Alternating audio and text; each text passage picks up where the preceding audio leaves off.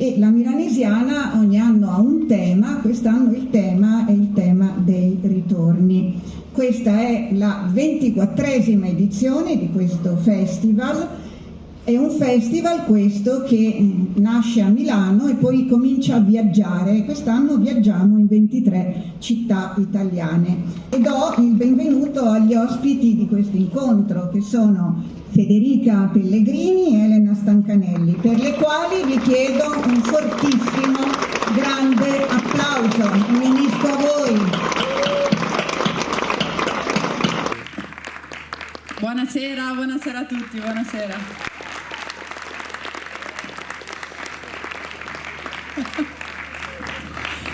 Allora, buonasera. Allora, Federica, la donna di cui mi sono innamorata. E che è successo da quando è uscito questo libro? Com'è cambiato? Che percezione hai? Non è un libro così leggero da leggere, è un libro molto introspettivo, un libro che tocca temi abbastanza personali e anche con uno spessore abbastanza difficile, e vedere così tanti ragazzi, soprattutto giovanissimi, alle varie presentazioni è una grandissima soddisfazione, soprattutto ragazzi curiosi di capire, perché forse si ritrovano anche in determinati momenti che io ho vissuto nel libro, di capire come poterne venire fuori, come poter reagire. Tanti che trovano grande motivazione, tanti sportivi, non solo nuotatori, che mi dicono la prima cosa quando si presentano: io non sono nuotatore, però l'ho letto lo stesso. Vabbè, lo puoi leggere lo stesso. Di grande ispirazione, quindi per me, e soprattutto tanta gente che mi dice adesso ho capito tante cose, e quella con delle caratteristiche abbastanza specifiche per il nuoto io ci sono nata, questo sì. Da lì a farla durare 20 anni c'è passato tanto, ma io sono convinta che alla fine il filo conduttore di tutto sia stato l'amore folle che io ho provato per questo sport, per questo elemento, che mi accompagnerà per tutto il resto della vita, anche se non più a livello agonistico. E quindi sì, secondo me l'amore che provo per questo sport è stata la mia salvezza nel mio percorso, sia sportivo che non, in questi ultimi 20 anni di vita. Però non sempre così, a volte sei da solo, a volte ti trovi in situazioni difficili, a prendere decisioni difficili, e l'unica cosa che mi dava la lucidità per cercare di prendere la strada che magari per tutti era la strada più sbagliata del mondo, però per me era quella giusta, è la consapevolezza di dire che poi sì, da quel blocco poi ti ci devi buttare tu, non si buttano tutti gli altri, quindi quella cosa mi dava la forza per scegliere la decisione più giusta per me. Nella tua carriera ci sono stati tanti allenatori, ma c'è un allenatore che è il tuo allenatore del cuore, anche perché ti ha preso che eri ancora una ragazzina, e poi ti ha preso appunto in un momento anche di debolezza, in una fase della tua carriera che era appunto ti stavi, diciamo, navigando in maniera un po' complicata. Sì. Questa persona però appunto, che è Castagnetti, di cui ti chiederò di raccontare, a un certo punto, abbastanza presto poi dalla tua vita è scomparso. Sì. E anche questo è stato un episodio gigantesco, mi sembra, nella tua vita, anche perché noi siamo abituati a vedere un atleta come una persona adulta, ma in realtà eri una ragazzina quando questa cosa è accaduta, è proprio una cosa che ti è stata strappata via. Sì.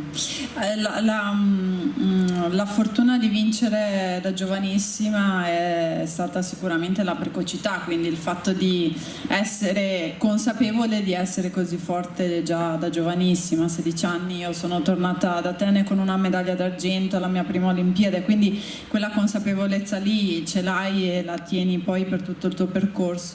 L'altro risvolto della faccia è che già 2 stagioni dopo tu hai 18 anni, ma sei già un'atleta navigata per tutti, e tutti non si rendono conto che sì, però tu hai ancora 18 anni.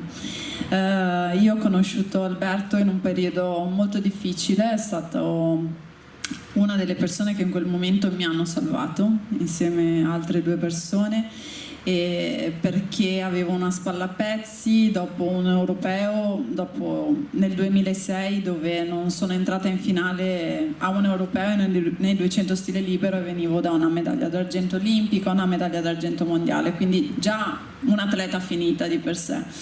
Lui mi ha detto: adesso ricominciamo da settembre, ti porto a Verona. Io da Milano ritornavo verso casa, e già quello per me era una cosa, una svolta di vita incredibile. Decisi di abbandonare tutte le persone che avevo intorno in quel momento, perché sentivo che non stavo andando nella direzione giusta, e di seguire Alberto.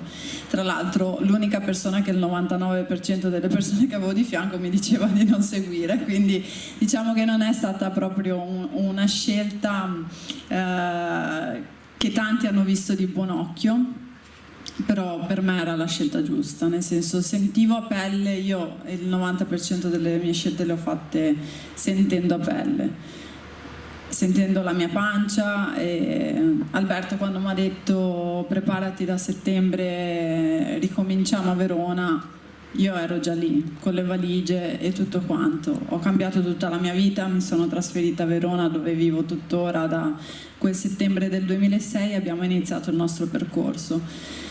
Il lavoro con Alberto è stato difficilissimo, perché lui era un sergente di ferro, un massacratore, aveva sempre solo allenato atleti maschi e mai un'atleta donna, quindi insomma veramente difficile da sopportare in qualità di carichi e quantità di allenamento. Però pian piano il mio corpo ha cominciato ad evolversi, la spalla con il mio fisioterapista storico pian piano è ritornata a posto, si è rinforzata, e quindi ha cominciato a sostenere quei carichi di lavoro che Alberto ordinava di fare tutti i giorni, e pian piano si è adattato. Facevo sempre meno fatica, riuscivo a rimanere nei tempi che lui mi diceva. Infatti di lì a pochi mesi, nel marzo 2007, io faccio il mio primo record del mondo, che per me è stato forse quello più importante, perché comunque strappato al mio idolo di allora, che era Franziska Van Amsik, e che io sapevo che mi stava aspettando. Quindi io a 18 anni e qualche mese, dopo essere stata data per atleta finita dai più delle testate giornalistiche, faccio il mio record del mondo nei 200 stile, e di fatto lì prendo coscienza del lavoro che stavamo facendo io e Alberto.